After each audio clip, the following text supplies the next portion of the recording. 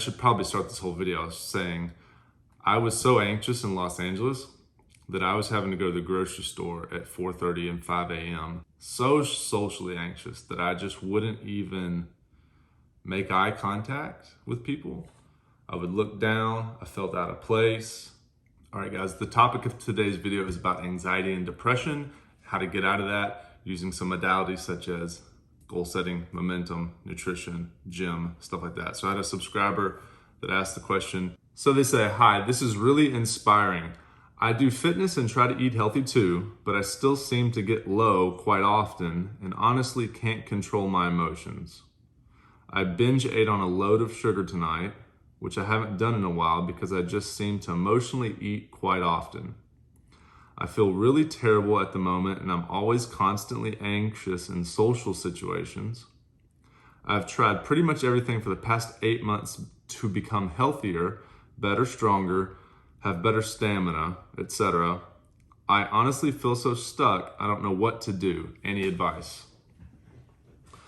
So the first thing I see here, they're complaining. So I don't know if this is male or female. I don't know the age. I just have their handle. This is a comment on my last video. But this is about, they're saying that they're overeating and then they're also anxious. And they seem to emotionally eat. So two things here. And I think the first thing is just that if you have anxiety is essentially fear for the future. And what happens is if you wake up and you don't go to the gym or you don't immediately get your day started, you don't get that dopamine going from working on a project, from going to the gym, then boom, you have your next thing to do, then boom, you have your next thing. That causes a dopamine loop to start. So I got up really early today to do a video response after my gym. Why do you think I do a video response after the gym? Obviously, it's because your energy is so much better, your confidence is so much higher, you're in flow state already. I socialized, hi, gave out some little tip to someone working on the squat, said hi to another guy who's like just amazing physique, strong, happy guy, everyone likes him, say hi to the desk person. You don't think that that's helping my social anxiety? That's me working on my social anxiety. That's me having a life. That's me getting up early to, do you think that was on accident? No, it's not on accident. This is all designed to give me a good life. So a lot of times when you have anxiety, it's because, and listen, I started out, I should probably start this whole video saying I was so anxious in Los Angeles that I was having to go to the grocery store at 4:30 and 5 a.m. The Ralph's on Centinela, or the, I think it's called Ralph's in Los Angeles. I can't remember if I think it's Ralph's. And Centinela and like Washington over there, the old Ralph's, I would get up and go at 5 because that was the one kind of like, it wasn't in the nicer neighborhood where everyone was like so uppity in the marina.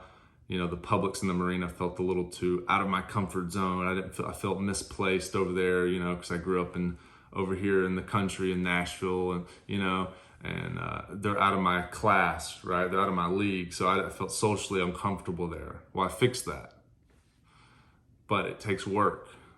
But I was going to the Ralph's in the little off a side street, off the worst part of town a little bit, just to not have to socialize with people, to not have to, I was so socially anxious that I just wouldn't even make eye contact with people. I would look down, I felt out of place. This is after 10 years of being in Los Angeles, 7 years, you know, before I moved back. And I fixed all that. It'll come back a little bit here and there. You're not ever going to be perfect. It's always going to be in your personality and your nervous system a little bit. But there's two sides to you. There's going to be the normal side, and then there's the kind of hurt, traumatized side that you layered on top of these things like shielding your eyes down and getting weird because you get scared in conversation or in your daily activities, you become scared. So you have to relax. You have to relax into it, but that's the next step. The very first step is just starting your day with a workout. Start your day with a workout. That's the only way to do it. And then from there, you can go into do something, have a schedule where you're following it. Here's what I did. The number one thing that helped me was going to martial arts and starting jiu-jitsu.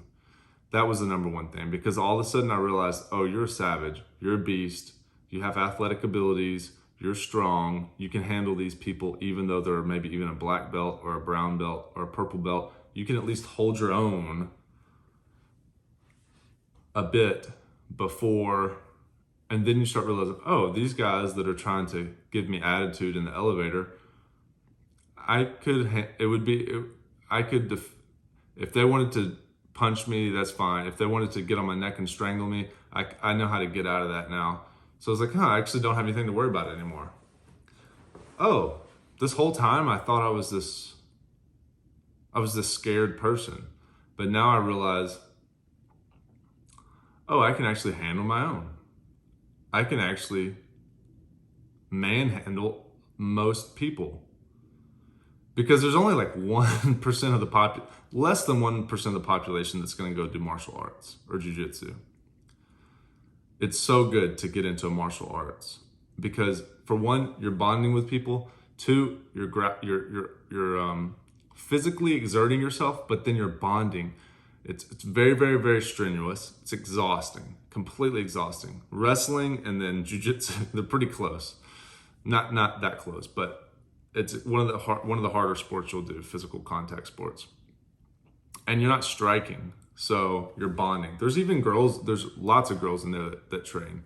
And I don't know if you're male or female, but if you're female, go drop into a class, check it out. If you're male, you absolutely have to do it. It's like one of the best things that you can do for your confidence, for bonding, building relationships with other men, because they're gonna tap you out. And then when you tap, they have to stop, and that builds trust that, like, okay, I got tapped out. This guy's better than me. I'm below them. There's no imaginary social status, social hierarchy. This is the real hierarchy. Is when you go in there and you fight someone and you see who wins. That's who's better, and there's no reason. There's no social anxiety. There might be anxiety because there's no social. The social part of it is who's better, and it all just figures itself out. When guys fight like that, everyone sorts themselves out, and it just falls into place. And if you're not good, you get better. And some days I get choked out, and some days I choke people out. Yesterday was a good day.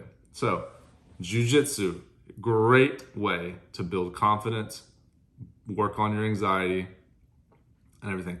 The second thing is I stopped lifting for 3 months and I got worse. So I had to hire a coach to help me plan my workouts. So every day I know what to do. And I was tired of my workouts. I've been working out for 20 years. I just wanted some fun bodybuilding exercises to do that were non-traditional. I mean, they're like old school, like John Meadows. I'm working with Shelby Starnes, like John Meadows style, mountain dog style bodybuilding training, right? And it's just fun. And then he works with Olympia athletes, people that are on the Olympic stage competing for their pro card. So I know that I've got the best coach. So that's very useful. And I take that knowledge and my experience from working with him and I spread that out to all my clients, okay? So working with a coach is extremely helpful because it's a goal-oriented momentum. You're losing weight every week. You have workouts to do. You go to the app, you check it off. I provide that service. If you'd like that service, you can just reach out to me and I'll give you my price sheet and help you get started. But it's very, very useful to work with a coach. If you're stuck and you've been stuck for a long time, just hire a coach. Like start jiu-jitsu, hire a coach. That's what I did. Starting jiu-jitsu, then 3 months later, I hired a nutritionist, bodybuilding coach, and my life is like, and then now I just hired a business coach which is another reason why I'm making these videos, because I just have all this knowledge and experience from training clients for 10, 15, 20 years and being in LA for 11 years, working on my own depression, anxiety, fixing my own depression, anxiety. So now I'm trying to spread this out and help people. So start a martial arts, preferably jiu-jitsu, hire a coach for nutrition and bodybuilding. And if you don't have the money for that, find the money for that. It'll give you like a 10x return. Just if you go out to eat and you do other stuff with your money, you can stop doing that, and you can figure out a way to fix your depression and anxiety if it's that important to you. If it's that important to you, you'll make it a priority in your life. And the daily routine that helps me is get up, have my day planned. I already know that I have a workout to do in the morning. Do my workout, come back, do a social media post like this, make a video, do a question and answer response. And then from there, I have my personal training clients. I have to get my meals in. And then from there, I'll go into jiu-jitsu after I have 2, 3, 4 clients and some calls, work on some social media. Boom, jiu-jitsu, socialization. Boom, come back. Maybe I'll lounge at the pool for 20 minutes and then get back to work and then work on the business even more. And usually by noon, I've already made a bunch of money and my confidence is through the roof. I've already had a bunch of touch points with people, socialization. My clients come to me, give them, my positive energy is going because I've already worked out. I'm already working on my goals. I've already eaten my food.